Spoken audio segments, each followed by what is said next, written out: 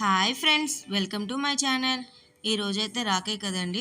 So మా ఇంట్లో అయితే రాఖీ పండుగ ఇలాగ చేసుకున్నాం.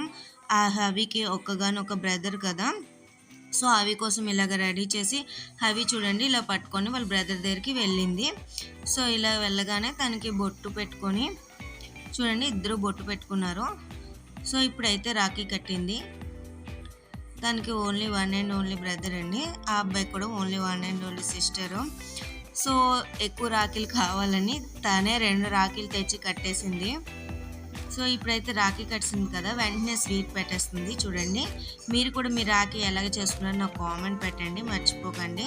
ఇప్పుడైతే అన్నయ్య దగ్గర ఆశీర్వాదం కూడా తీసుకుంది. ఇప్పుడు డబ్బులు అడుగుతుందండి. చూడండి, డబ్బులు ఇవ్వనన్నారా ఏడుస్తుంది. సో అలా ఏడగానే వాళ్ళ అన్నయ్య డబ్బులు తీసి ఇచ్చేసారు.